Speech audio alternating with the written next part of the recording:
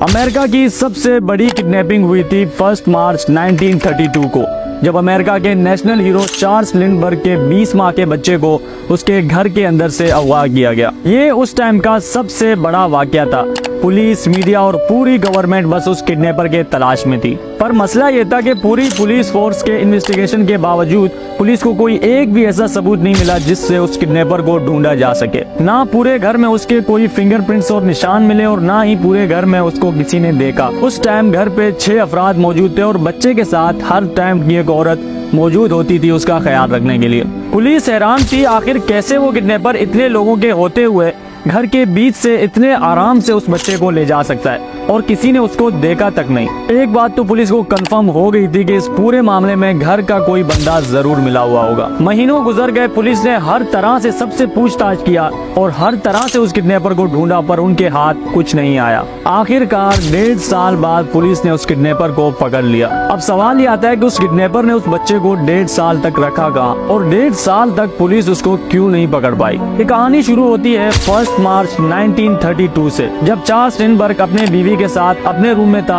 और उनका 20 माह का बेटा ऊपर वाले फ्लोर में सो रहा था। बेटे के साथ हर टाइम बेटी गो नाम की एक औरत होती थी जो उसका ख्याल रखती थी। रात के 9 बजे चार्ल्स लिंडबर्ग के कमरे का दरवाजा जोर जोर से बजता है और कोई चीख चीख कर उसको बुला रहा होता है। चार्ल्स ने भाग कर दरवाजा खोला तो सामने बच्चे को संभालने वाली एनी खड़ी थी। उसने रोते हुए चार्ल्स को बताया कि बच्चा कमरे में नहीं है।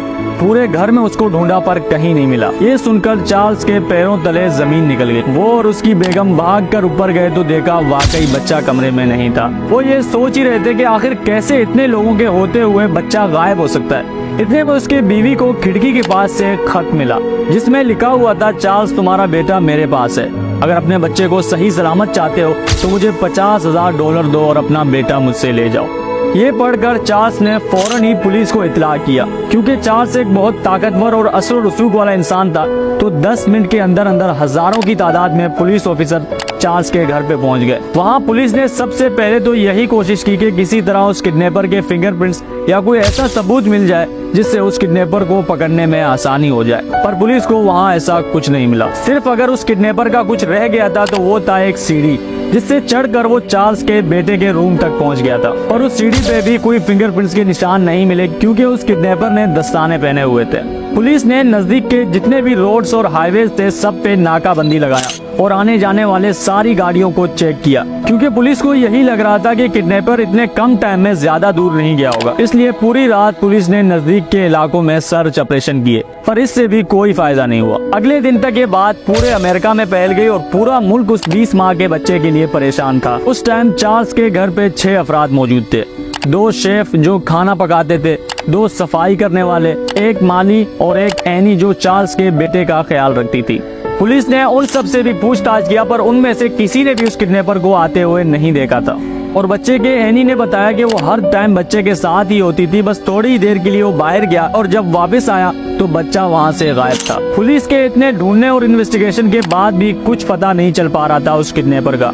यहाँ तक के 20 दिन गुजर गए पर उनके हाथ अभी तक कुछ नहीं आया था और ना ही उस किडनैपर का दोबारा कोई खत आया था चार्ल्स के पास कि ये पैसे कब, कहां और कैसे देने हैं। ये बात शायद उस किडनैपर को भी पता थी कि पुलिस की नजरें हर टाइम चार्ल्स के घर पे हैं और हर टाइम वहाँ उनके बंदे घूम रहे होते हैं, तो इसलिए किसी भी तरह चार्ल्स तक कोई मैसेज या खत पहुँचाना मुमकिन नहीं है। तो इसलिए 1.5 महीने बाद चार्ल्स के एक दोस्त डॉक्टर जॉन जो एक रिटायर्ड प्रोफेसर भी थे, उसके घर पे उस किडनैपर ने एक खत फेंका जिसमें लिखा हुआ था कि तुम पुलिस को इन्वॉल्व करके बहुत बड़ी गलती कर रहे हो। ऐसा करने से तुम्हारा बेटा तुमको नहीं मिल सकता। अगर तुमने पुलिस को बिना बताए मेरी बात मानकर मुझे पैसे दे दिए होते तो आज तुम्हारा बेटा तुम्हारे पास होता। उस किडनैपर ने कहा कि जब पैसे तैयार हो तो उस टाइम के मशहूर अखबार सिटी स्टार के मेन पेज पे खबर छपवा दो ताकि मुझे पता चले और मैं अगले खत में तुम्हें बताऊंगा कि पैसे कब, कहां और कैसे देने हैं। उस खत के साथ किडनैपर ने बच्चे का एक सूट भी भेज दिया जो उस बच्चे ने आखिरी बार पहना हुआ था। चार्ल्स ने फौरन ही पैसों का इंतजाम किया और अखबार में खबर छपवाया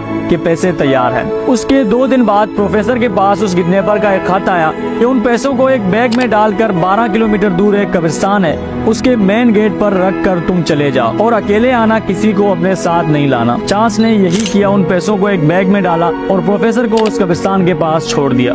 पर उन सारे नोटों के सीरियल नंबर उसने अपने पास लिख लिए ताकि जब भी वो नोट कहीं इस्तेमाल हो तो उनको पता चले और उस किडनैपर को पकड़ा जा सके।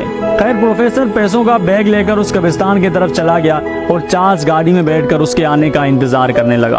प्रोफेसर एक ज़हीन और बहादुर इंसान था। उसने बैग कब्रिस्तान के गेट पे रखा पर खुद वापस नहीं गया, वहीं खड़े होकर उस किडनैपर का इंतजार किया। थोड़ी देर बाद वहाँ एक बंदा आया जिसने अपना चेहरा छुपाया हुआ था।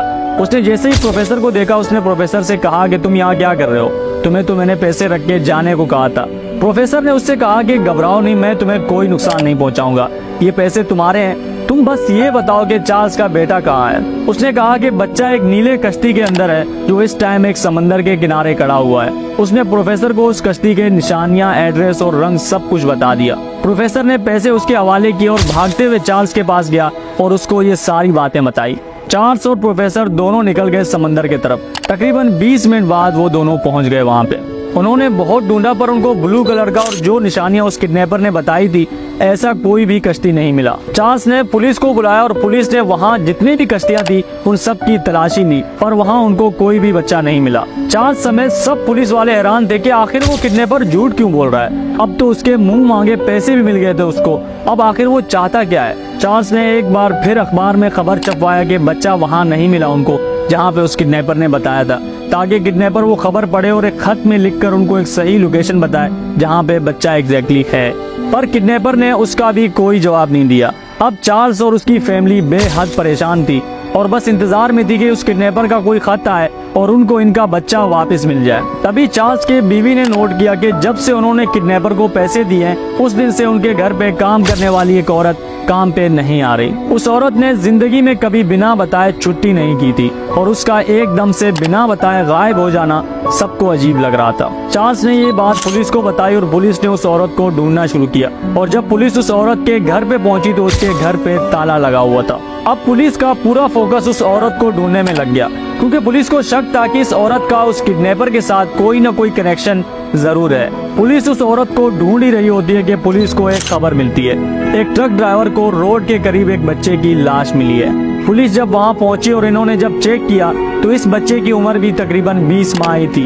लाश का चेहरा सही से समझ नहीं आ रहा था क्योंकि वो कई दिन पुराना था और गला हुआ था। तो पुलिस चार्ल्स को भी इस बारे में बताती है और बच्चे की लाश को मेडिकल के लिए भेजा जाता है ताकि पता किया जा सके उस बच्चे का। जब चार्ल्स आया और बच्चे का मेडिकल रिपोर्ट आया तो पता चलता है कि ये बच्चा कोई और नहीं बल्कि चार्ल्स लिंडबर्ग का बेटा है। चार्ल्स अपने बच्चे की लाश को इस हाल में देखकर पूरी तरह टूट चुका था। उसको अभी तक समझ नहीं आ रहा था कि पैसे मिलने के बावजूद उस किडनैपर ने उसके बेटे को क्यों मारा। चार्ल्स लिंडबर्ग ने पुलिस से कहा चाहे जितने भी पैसे लगे और जो भी हो मुझे मेरे बेटे का कातिल चाहिए। पुलिस के पास उस किडनैपर का तो कोई सबूत नहीं था पर जिस औरत ने चार्ल्स के घर से काम छोड़ दिया था पुलिस ने उसको ढूंढना शुरू किया। एक हफ्ते बाद उस औरत को उसके बेटी के घर से पकड़ लिया गया और पुलिस स्टेशन लाया गया। उस औरत ने बताया कि उसके बेटी का तबीयत सही नहीं था इसलिए वो काम पे नहीं आ रही थी, कुछ दिनों बाद आ जाएगी। पुलिस ने 4 घंटे तक उसको पुलिस स्टेशन में बिठाए रखा और तरह तरह के सवाल किए। उसने पुलिस के सारे सवालों के जवाब तो दिए पर पुलिस को उसके जवाब समझ नहीं आए। कोई सबूत ना होने की वजह से पुलिस ने उसको छोड़ दिया पर बहुत डराया धमकाया और एक हफ्ते बाद फिर से पुलिस स्टेशन आने को कहा। जब एक हफ्ता गुजर गया तो वो औरत पुलिस स्टेशन नहीं आई। पुलिस उसके घर पे गई और दरवाजा खटखटाया तो किसी ने भी दरवाजा नहीं खोला।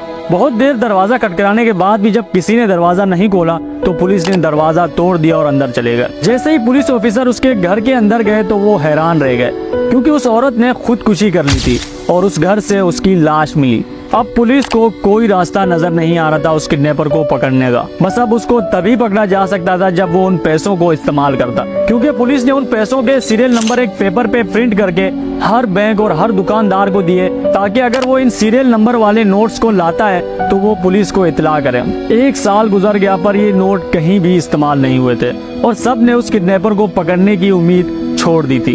आखिरकार 1.5 साल बाद पुलिस को एक पेट्रोल पंप से इत्तला मिलती है कि उनके पास एक नोट आया है जो उन सीरियल नंबर से मैच करता है। पुलिस फौरन उसके पास गई और जब चेक किया तो वाकई ये उन्हीं नोटों में से एक नोट था। पुलिस ने उस पेट्रोल पंप वाले से पूछा कि तुम इस शख्स को जानते हो तो उसने कहा कि मैं जानता तो नहीं उस शख्स को पर मैंने इसके गाड़ी का नंबर नोट किया था। क्योंकि मुझे ये शख्स थोड़ा अजीब लगा था और बहुत जल्दी में था। पुलिस ने जब गाड़ी का नंबर चेक किया और उसका डेटा निकाला तो वो गाड़ी ब्रूनो रिचर्ड नाम के एक कारपेंटर के नाम पे था। पुलिस ने उसको ढूंढना शुरू किया और उसी दिन उसके घर से उसको अरेस्ट किया गया। जब उससे पूछा गया कि ये नोट तुम्हारे पास कैसे आए तो उसने कहा कि ये पैसे मेरे नहीं बल्कि मेरे एक दोस्त के हैं जो इस वक्त अमेरिका से बाहर है। पर पुलिस को उसके बातों पे यकीन नहीं आया और पुलिस ने उसके घर के तलाशी लेने का सोचा। पुलिस को उसके घर से वही पैसों से भरा हुआ ब्रीफ केस मिला और वही लकड़ी मिला जिससे वो सीढ़ी बनाया गया था जिससे चढ़कर उसने बच्चे को अगवा किया था। और भी बहुत सारे ऐसे सबूत मिले थे जिनसे साफ साफ पता चल रहा था कि ब्रूनो रिचर्ड ही वो किडनैपर और कातिल है जिसने चार्ल्स लिंडबर्ग के 20 माह के बच्चे को अगवा करके कत्ल किया। बाद में उसने भी ये बात मान ली थी और ये भी बताया कि उसने बच्चे को मारा नहीं था बल्कि जब वो बच्चे को अगवा करके भाग रहा था तो उसका सर किसी चीज से टकराया और बच्चा उसी टाइम मर गया। उसके बाद ब्रूनो को सजाए मौत की सजा सुनाई गई जिसमें उसको हजारों लोगों के सामने एक लोहे वाले कुर्सी पे बिठा के करंट देकर मार दिया गया। ये थी हमारी आज की वीडियो। आई होप आपको पसंद आई हो।